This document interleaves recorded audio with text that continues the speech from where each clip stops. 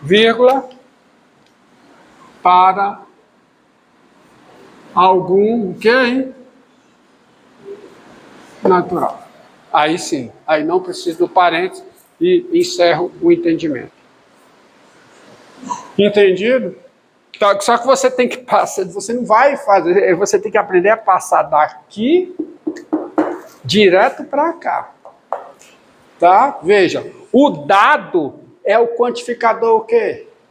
Universal. Dado x, olha o significado aqui, dado x natural, existe y inteiro, tal que x mais 2y é igual a 1. Qual é a negação disso? Qual é?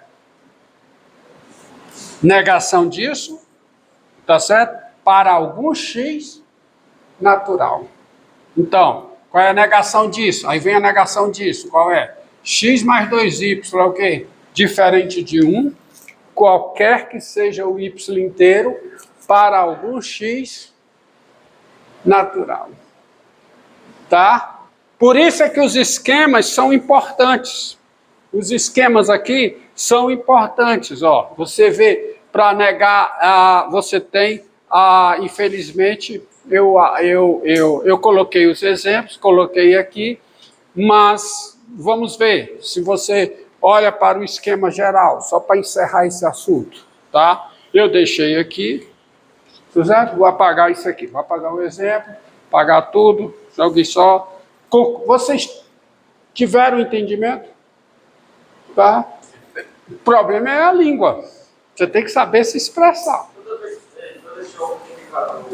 Esse problema é o seguinte, o problema de negócio de toda vez é complicado. Você quer uma forma, você tem que, olha, leia, interprete, veja o significado e você vai saber como fazer a construção. Aquele plano que você fez, você pegou o final para colocar a sensibilidade, sem parece que você pegou eu reescrevi. Lembra que na aula passada, que aula de ontem, eu disse, ó, a proposição usando o quantificador universal, ela pode ser escrita de várias formas. As várias formas é exatamente para resolver um problema. Se de uma forma dá problema, você escreve de outra forma para resolver o problema. Aí você tem que saber as várias formas. Certo? Tá bom? Entendido? Tanto para o quantificador existencial, quanto para o quantificador universal. Tá? O fato é o seguinte, você olha para cá, ó. Cadê? Deixa eu apagar. Ó, voltemos para cá. O esquema geral, só para você ver aqui. Você tem a QY. QY qual é? Família, isso aqui é família. Você tem, ó, família de proposições indexadas por U e V.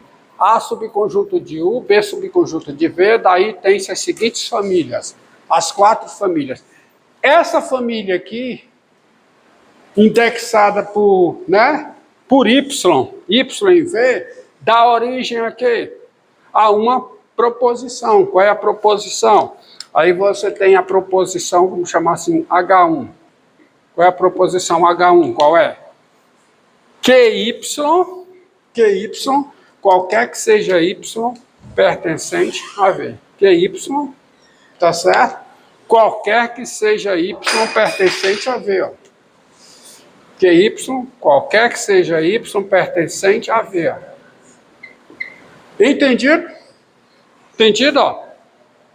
QY, onde é que está o Y variando? Em V. Você tem a proporção QY, qualquer que seja Y.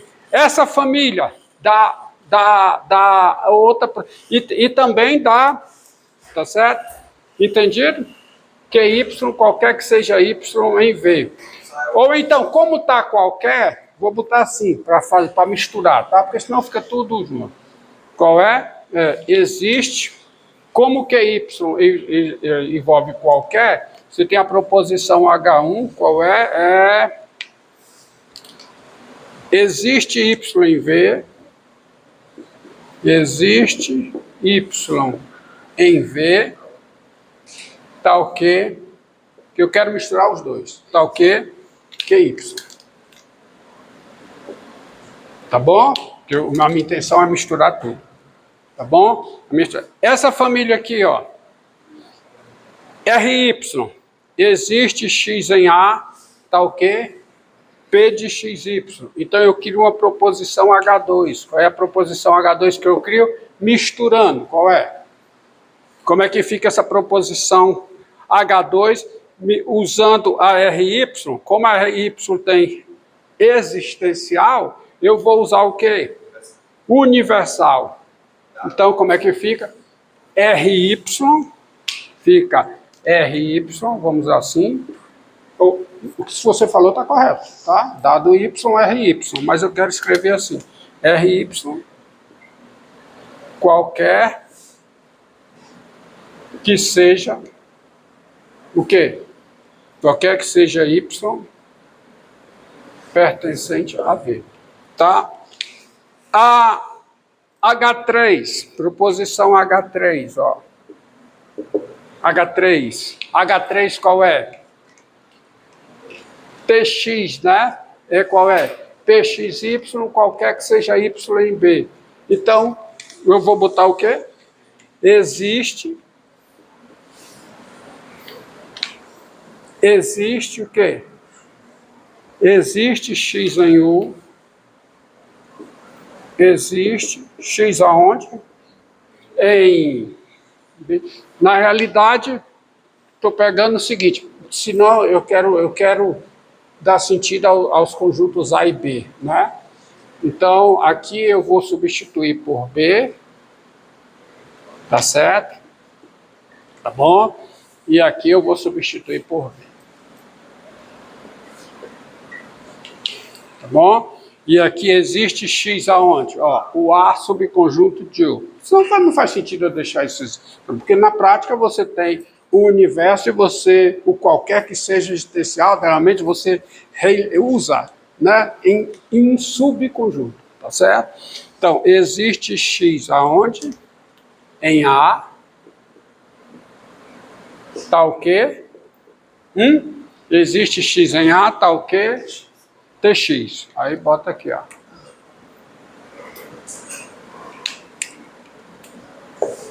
E a H4? A partir daqui, qual é? Então, seria o quê? Seria SX, muito bem, SX. Qualquer que seja. SX. Ou então, dado, né? Dado X em A, SX. SX, qualquer que seja X aonde?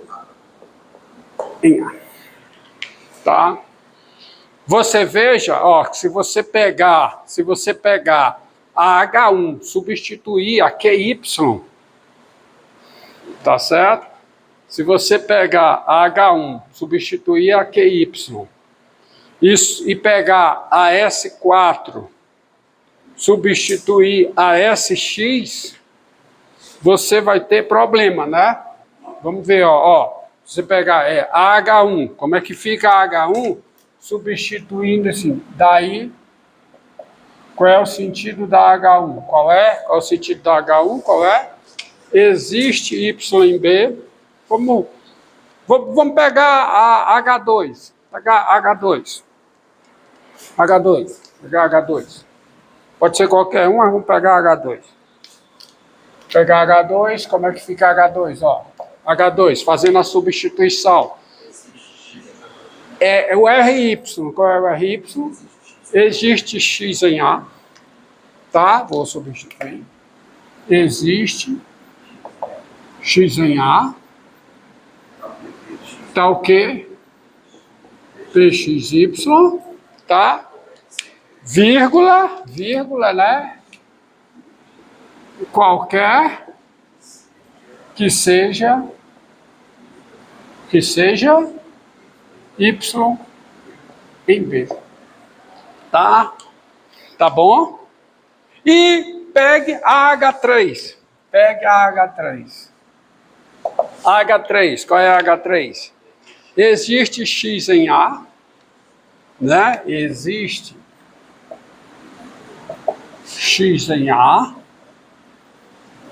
tal que, existe tal que, quem é ATX? Quem é ATX? Quem é?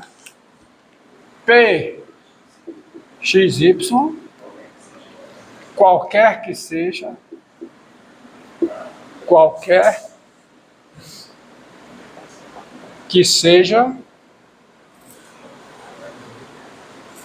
YB. Então você vê que a pura e simples substituição fica ambíguo.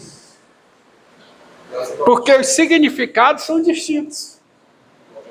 Nós vimos um exemplo, que os significados são distintos. Eles podem ter até o mesmo valor. Pode ser, dependendo da sua família, pode ser que elas tenham o mesmo valor.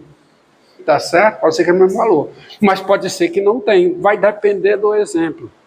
Por quê? Porque são significados distintos. E aí podem ter valores lógicos distintos, como nós já vimos. Tá certo?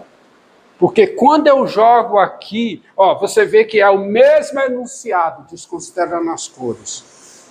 Então, do jeito que está aqui, a H2, eu preciso colocar um parênteses aqui. Se eu uso essa construção gramatical, eu preciso desse parênteses aqui e do parênteses aqui para resolver a ambiguidade, o duplo sentido. Entendi? Aí eu vou ter que escrever aquele exemplo do x maior que igual a y. Entendido? Porque aquele exemplo do x maior que igual a y, uma é verdadeira e a outra é falsa. Tá? Usando o A como usando o conjunto dos números naturais e o conjunto dos números inteiros. Um sendo o A, um sendo o B. Repare bem, ó, olhe para cá, ó. Olhe para cá, H2. RY, qualquer que seja Y em B. Qual é H3? Existe X em A, tal que TX. Cara, daqui você já vê que pode dar significado diferente. E dá de fato, eu peguei um exemplo, X maior que igual a Y. Significado distinto e valor lógico distinto nas proposições resultantes. Como é que eu escrevo essa daqui sem precisar do parênteses? Qual é?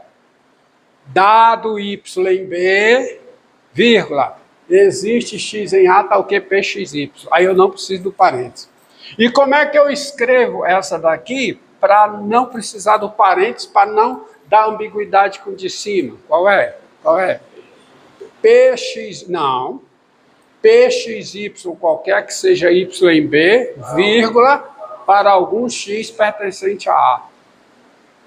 Entendeu? Porque senão, ao escrever dessa forma, eu preciso do parênteses. Da forma que elas estão ali, ambíguo.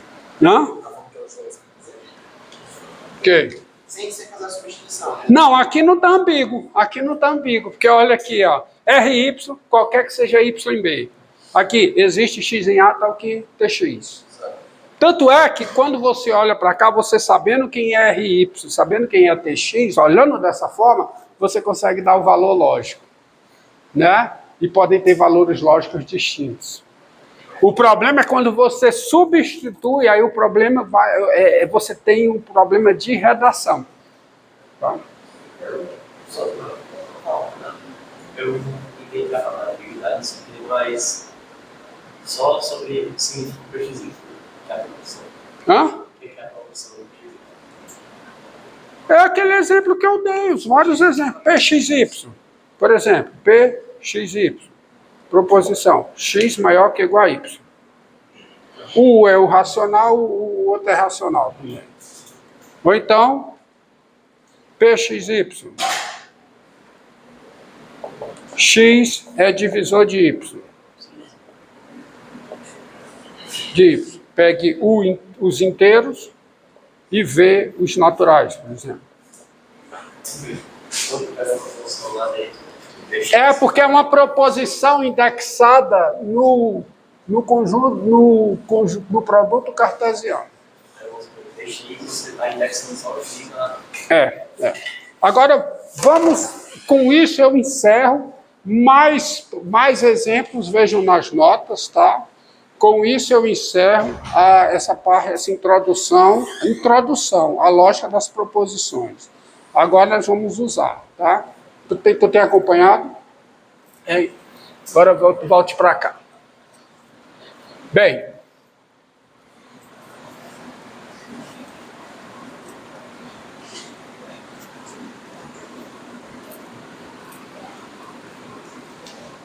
agora vou construir aqui o conjunto dos números reais para você. Nós paramos no conjunto dos números racionais e vamos ao universo do conjunto numérico do cálculo, que é o conjunto dos números reais. Diga. Na H2 a gente substitui Pelo enunciado do que está em azul.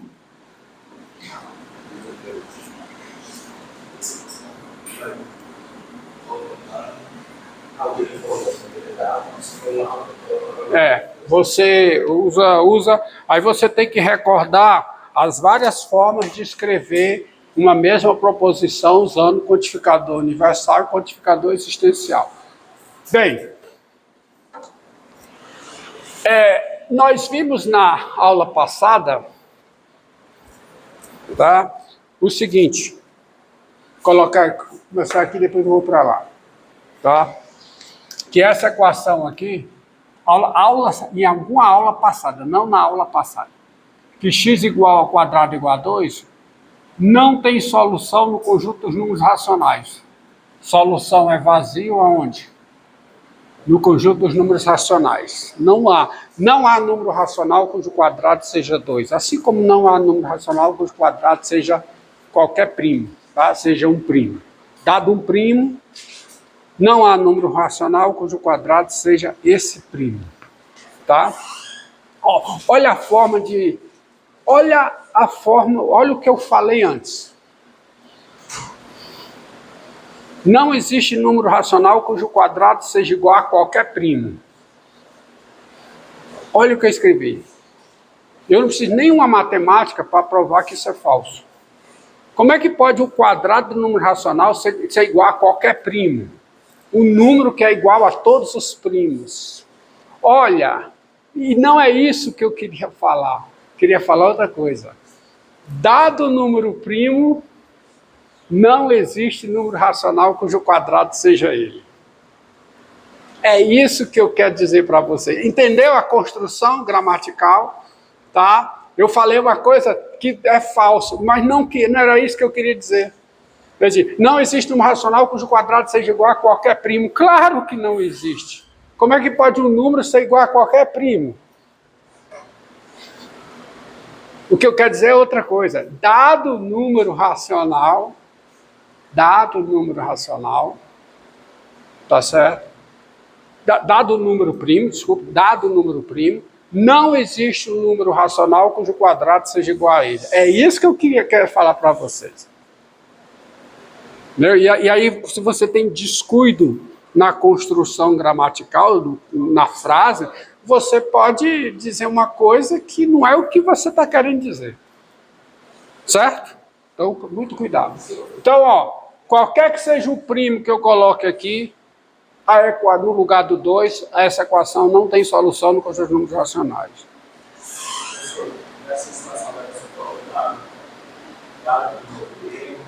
Dado o número primo, não existe número racional cujo quadrado seja igual a ele.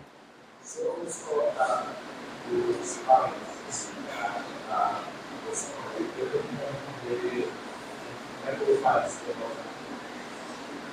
Primeiro, onde é que eu colocaria os parênteses nessa situação? Olhe, veja nas notas que você vai descobrir. Tem que reproduzir todo o caso de novo para descobrir. Bem, então não há número racional cujo quadrado seja 2. No entanto, preste atenção, há um teoremazinho chamado Teorema de Pitágoras que diz a seguinte coisa. Se eu tenho um triângulo retângulo cujos catetos são B e C, um triângulo retângulo cujos catetos são B e C, tá?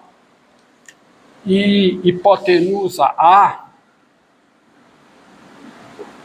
o quadrado da hipotenusa é igual à soma dos quadrados dos catetos. Originalmente, esse teorema, o teorema de Pitágoras, ele foi enunciado da seguinte forma bem geométrica. Quer dizer, o quadrado de lado A, ou seja, o quadrado cujo lado é a hipotenusa, a sua área é a soma das áreas dos quadrados cujos lados são os catetos. Quando eu pego esse cateto aqui, desenho um quadrado de lado B, né, de lado igual a ele, e aqui, esse cateto, desenho um quadrado cujo lado seja o cateto C, a soma das áreas desses dois quadrados é igual à área desse. Tá? Isso é o teorema de Pitágoras, que hoje nós anunciamos assim, né? O quadrado de A é igual à soma do quadrado de B mais o quadrado de A. Correto? Tá bom? Mas ele foi enunciado assim, geometricamente. E para isso eu vou apresentar